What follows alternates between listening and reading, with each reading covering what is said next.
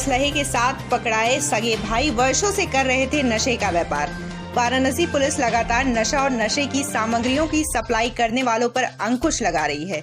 इसी क्रम में लक्सा पुलिस ने 2 सगे भाइयों को लालकुटी कामाख्या रोड से गिरफ्तार कर उनके पास से 2 किलो से अधिक गांजा और तमंचा बरामद किया है। पकड़े गए दोनों भाई कई बार नशे के व्यापार में जेल भी जा चुके हैं।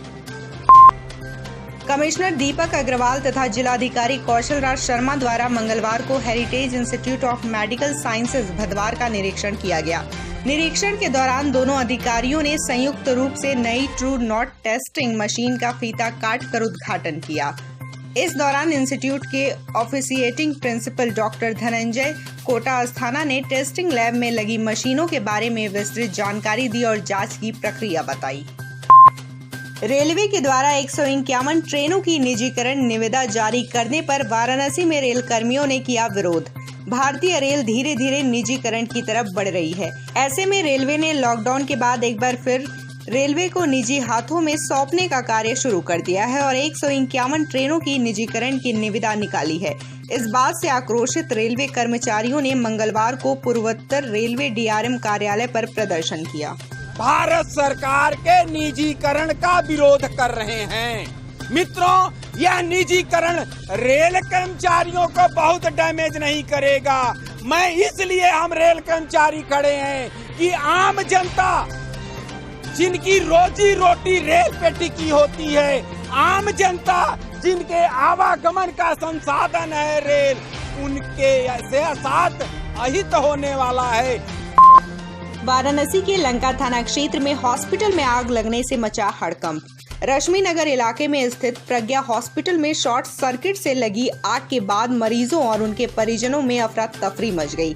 मरीज और उनके परिजन आग का धुआं देखकर बाहर की तरफ दौड़ने लगे।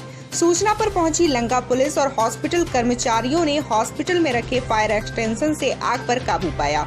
फिलहाल इस आग की घटना में किसी के हताहत होने की खबर नहीं है। कोरोना काल के चलते पिछले 6 माह से वेडिंग इंडस्ट्री पर ताला लगा हुआ है। इस व्यवसाय से जुड़े वाराणसी टेंट व्यवसायी एसोसिएशन के सदस्य मंगलवार को अपनी मांगों को लेकर सैकड़ों की संख्या में जिलाधिकारी कार्यालय ज्ञापन देने पहुंचे। वाराणसी टेंट व्यवसायी एसोसिएशन ने अपनी पूर्व की मांग को दोहराया और कहा कि यदि सरकार हमें 500 लोगों की परमिशन नहीं देती तो हम लोग अपने मैरिज लॉन की चाबी और टेंट का सामान जिलाधिकारी महोदय को सौंप देंगे। सरकार ने हमारी मांगे नहीं मांगी, मानी जो 20 सितंबर तक, तो आगे हम लोग सड़क पर आएंगे, भीख कटोरा लेकर के भीख मांगेंगे, यहीं आकर के अपनी दुकानों की चाबी ताला बंद कर देंगे, आज डीएम साहब को ले आकर अपनी चाबी सौंप देंगे। अभिनेत्री कंगना रनौत पर अमर्यादित टिप्पणी कर फंसे शिवसेना सांसद संजय राउत। सिगरा थाने में बीजेपी ने दी तहरीर। शिवसेना सांसद संजय राउत इन दिनों अभिनेत्री कंगना रनौत पर अपने आपत्तिजनक टिप्पणी के चलते विवादों में फंसे हुए हैं। अभिनेत्री कंगना रनौत पर अमर्यादित टिप्पणी करने पर संजय राउत के खिलाफ न सिर्फ महाराष्ट्र बल्कि अब वाराणसी में भी महिलाओं में आक्रोश है। ऐसे में वाराणसी में भाजपा उत्तर प्रदेश बेटी बचाओ बेटी पढ़ाओ की संयोजक डॉक्टर रचना अग्रवाल ने संजय राउत के खिलाफ सिगरा थाने में तहरीर दी है। संजय राउत जी के विरुद्ध हम लोग आज एफआईआर दर्ज करा रहे हैं, जिससे कि उनकी गिरफ्तारी हो सके, जिससे कि पूरे देश के सामने एक ये उदाहरण प्रस्तुत किया जा सके कि जो लोग संवैधानिक पदों पर हैं वो नारी जाति का अपमान न करें।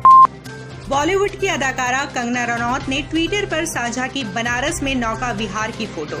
बॉलीवुड में ड्रग माफिया को लेकर सनसनीखेज बयानों के बाद से ही पूरे देश में फेमस हुई बॉलीवुड अदाकारा कंगना रनौत ने मंगलवार को ट्विटर पर एक फोटो शेयर की है जो इस वक्त काफी ट्रेंड कर रही है। कंगना ने बनारस में नौका विहार करती हुई फोटो ट्विटर पर साझा की है। यह तस्वीर संभवतः पिछले साल सितंबर की है। आरपीएफ जवानों ने बचाई किशोरी की जान। चलती ट्रेन में चढ़ते समय फिसल गया था पांव। कैंट रेलवे स्टेशन पर आरपीएफ के जवानों की सक्रियता ने एक किशोरी की जान बचा ली। चलती ट्रेन में चढ़ने की कोशिश में किशोरी का पैर फिसल गया और प्लेटफॉर्म व ट्रेन के बीच में चला गया। प्लेटफॉर्म पर तैनात सहायक उप निरीक्षक चंद्र प्रकाश दुबे, एसआई राहुल परमजीत ने उसे खींचकर जान बचा ली। योगी सरकार ने दी अनुमति। यूपी सरकार में अब रविवार को भी खुलेगा बाजार। वैश्विक महामारी कोरोना से लड़ते हुए देश को 6 महीने से भी अधिक हो गए हैं। ऐसे में चरणबद्ध तरीके से लगे लॉकडाउन के बाद अनलॉक का दौर जारी है। इसी बीच मंगलवार को उत्तर प्रदेश सरकार ने प्रदेश में लॉकडाउन को लगभग पूरी तरह से खत्म कर दिया है। पूर्व में निर्धारित रविवार साप्ताहिक बंदी को स्थगित किया गया है और पूर्व में लागू साप्ताहिक बंदी के नियमों को बहाल कर दिया गया है। वाराणसी में मंगलवार को 173 नए कोरोना पॉजिटिव केस सामने आए हैं। वहीं पिछले 24 घंटों में 2 कोरोना संक्रमित मरीजों की मौत भी हुई है। इसी के साथ जनपद में कोरोना पॉजिटिव मरीजों का आंकड़ा 9,359 हो गया है। इसके अलावा 115 लोगों ने आज कोरोना से जंग जीत ली है। जनपद में वर्तमान में 1,699 एक्टिव कोरोना केस हैं। वहीं कुल 7,498 लोग अब तक इस बीमारी से जंग जीतकर स्वस्थ हो चुके हैं। आज हुई 2 मौत के बाद जनपद में अब तक कुल 162 लोगों की इस महामारी से मौत हो चुकी है।